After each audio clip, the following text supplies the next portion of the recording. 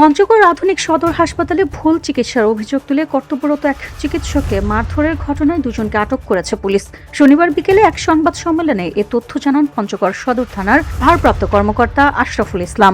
দুজনের মধ্যে দুজনে আটক, বেল্লাল হোসেন এবং নয়ন। পুলিশ জানায় গত বৃহস্পতিবার বিকেলে জিমি আক্তার নামে এক রোগীর চিকিৎসা নিয়ে বিরোধের জেরে হাসপাতালের জরুরি বিভাগে কর্তব্যরত emergency medical officer doctor Sanjay Kumar রায়ের ওপর হামলা চালানো হয়। অভিযুক্ত বেলাল হোসেন ও তার ছেলে নয়ন ওই দিন 2 দফায় চিকিৎসককে মারধর ও গালিগালাজ করেন।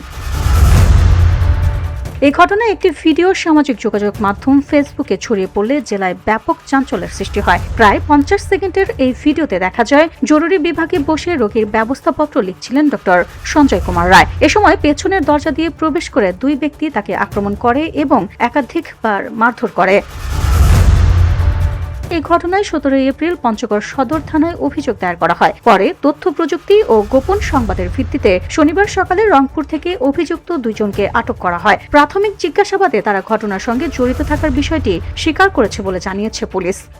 জরুরি বিভাগে কর্তব্যরত চিকিৎসক ডক্টর সঞ্জয় কুমার রায়কে জিমি আক্তার নামের এক রোগীরকে ভুল চিকিৎসা দেওয়া হয়েছে এই অপবাদ দিয়ে গ্রেপ্তারকৃত আসামি বেল্লাল হোসেন এবং নয়ন তাকে আক্রমণাত্মকভাবে এলোপাথারি কিলঘুষি মারে। এই বিষয়টি আমাদের নজরে আসে এবং গতকাল আমরা এজাহার প্রাপ্ত হয়ে রাত 8:30টার সময় মামলা রুজু করি।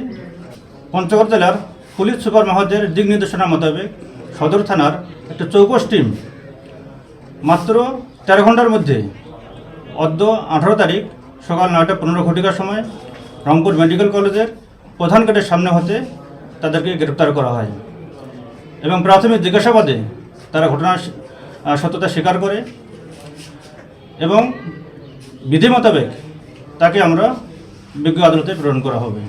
এদিকে হাসপাতাল সূত্রে জানা গেছে সদর উপজেলার ঝিটকিখুড়া এলাকায় আরাফাত ইসলামের স্ত্রী জিমি আক্তার টয়লেট ক্লিনার পান করে অসুস্থ হয়ে হাসপাতালে ভর্তি হন। ঘটনার 2 দিন পর চিকিৎসা নিয়ে অসন্তোষ থেকে এই হামলার ঘটনা ঘটে। আহত 2 জনকে আদালতে সোপর্দনের প্রক্রিয়া চলছে বলে জানিয়েছে পুলিশ।